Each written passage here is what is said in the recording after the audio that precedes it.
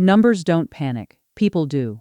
Let's look at the psychology driving the market. After a sudden drop in prices, the immediate response is almost always a search for someone to blame. Commentators and news headlines rush to identify a single cause or a specific bad actor that triggered the selling. This focus on an external villain helps simplify a complex collective event. By pointing to a single catalyst, the crowd can explain the disruption without questioning their own participation. They assign responsibility to a scapegoat, restoring a sense of understanding and order. Notice the distinction. The search for a villain is not about finding the mechanical truth of the crash. It is a psychological coping strategy designed to manage collective anxiety and uncertainty. This focus on individual blame protects the widely held beliefs about market structure. It allows participants to assume the system is generally safe except when disrupted by external malicious actors. Why do people blame a single villain for market chaos when the real cause is more collective? The answer lies in how narrative psychology helps reduce the pain of financial loss. When a market declines rapidly, participants experience severe cognitive dissonance. Their expectation of rising wealth conflicts with the reality of sudden losses, creating intense psychological stress that must be resolved. To reduce this dissonance, the human mind looks for a narrative that matches the emotional distress. A simple story of betrayal or manipulation is far more satisfying than an abstract structural explanation. This narrative preference drives the scapegoat pattern. Commentators highlight short sellers, high-frequency traders, or specific regulatory decisions as the primary cause, ignoring the collective hurting that built the fragility. Under these market conditions, the scapegoat story spreads quickly, acting as emotional contagion. The crowd adopts the narrative because it provides immediate relief, shifting focus away from their own positioning. The cost of this pattern is significant. By focusing on a single villain, the crowd ignores the systemic vulnerabilities, such as crowded positioning and excessive leverage, that actually enabled the rapid cascade. Look at this feedback loop.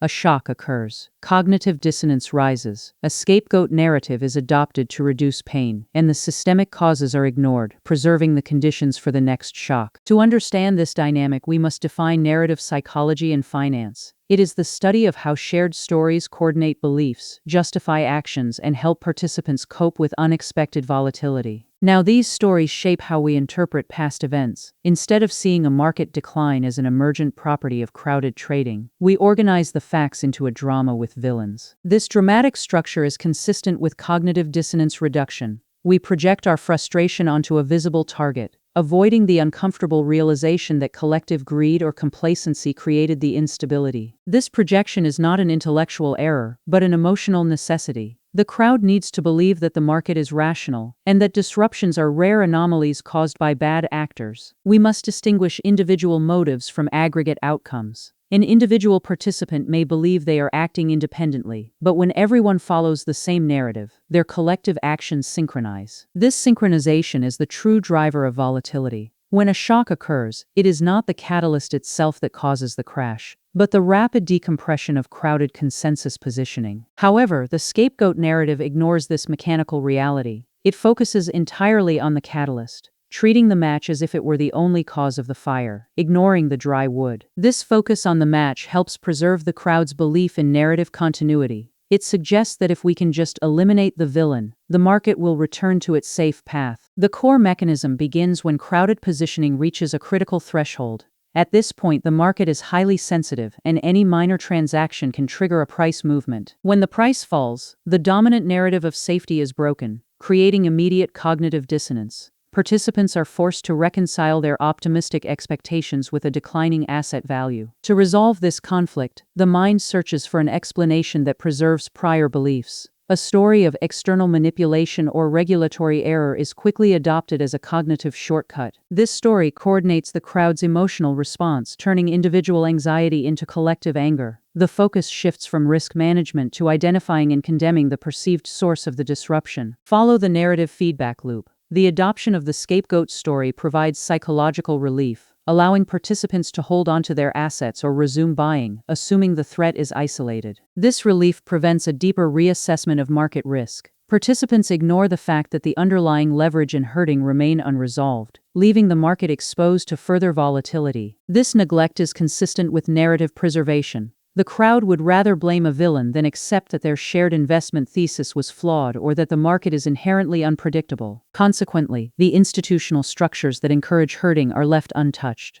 Regulators and managers focus on policing the scapegoat, creating new rules that address the symptom rather than the systemic cause. This focus on symptoms reinforces the confidence mirage. The public is reassured that the bad actor has been identified, allowing the crowd to build new crowded positions under the same rules. So, the scapegoat pattern acts as a narrative stabilizer. It permits the crowd to maintain their participation in a fragile system by offering a simple explanation for occasional losses. This stabilization is crucial for narrative continuity. It explains why the same bubble and crash patterns repeat across history, as the crowd never learns to analyze their own collective behavior. At the same time, the specific blamed actor changes depending on the era. In different decades, the crowd has blamed speculative pools, computer programs, central bankers, or online forums. This variety shows that the identity of the scapegoat is secondary. The primary function of the blame is to provide a social coordinator that unites the crowd in shared outrage. This shared outrage distracts from the mathematical reality of position decompression.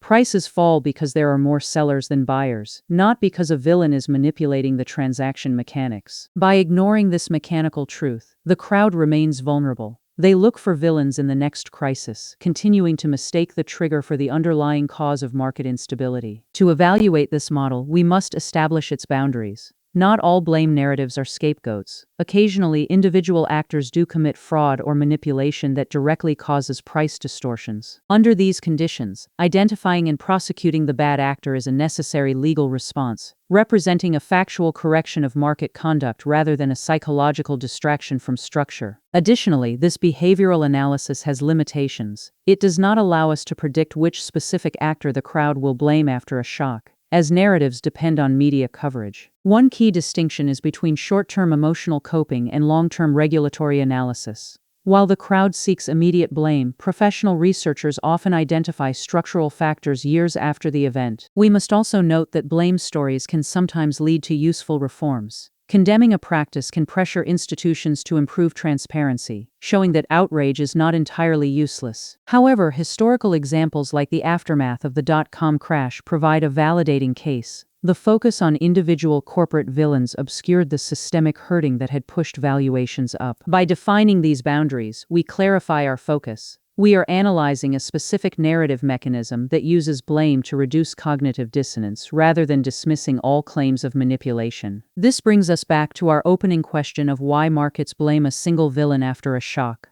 The answer lies in the psychological need for narrative simplicity and relief. The scapegoat pattern helps participants reduce cognitive dissonance by projecting the cause of failure onto an external actor. This story preserves their prior beliefs and protects the system. By recognizing this pattern, we can see that post-crisis narratives are often misleading. They tell us more about the crowd's emotional needs than about the structural causes of volatility. This insight allows us to analyze market events more objectively. We can look past the sensational headlines and focus on the herding and leverage that built the fragile structure. Rather than joining the search for a villain, we study the coordination dynamics of the crowd. We ask how the herding pattern developed and why the liquidity bottleneck occurred. Notice the distinction. We are not defending bad actors, but asserting that their actions can only trigger a major crash when the market is already structurally vulnerable to decompression. When a market is highly herded, any catalyst can start the slide. Focusing on the catalyst ignores the systemic risk, leaving us unprepared for the next narrative-driven volatility event. By studying this narrative psychology, we learn to separate emotion from analysis.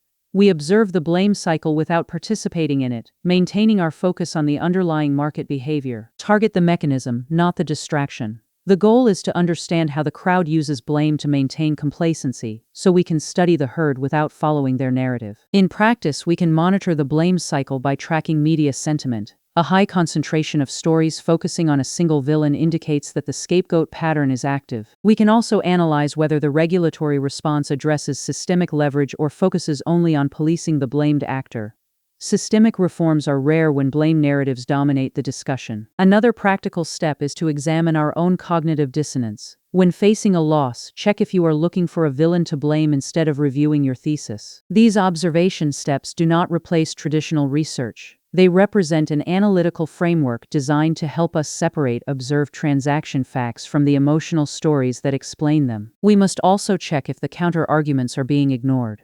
In herded markets, anyone questioning the blame narrative is often dismissed, showing that the story has become sacred. Avoid using blame narratives as trading signals. The presence of a scapegoat story does not tell us when a recovery will begin, nor does it guarantee price direction. Keep our focus educational. By studying these narrative patterns, we aim to understand how collective beliefs interact with market structures rather than attempting to time short-term moves. Consult professional advisors for investment management. Our goal is to analyze the psychological mechanisms of the crowd, rather than offering specific trading setups or portfolio recommendations. We must look past the blame stories and analyze the collective positioning that drives the market. Don't follow the herd, study it. See you next time.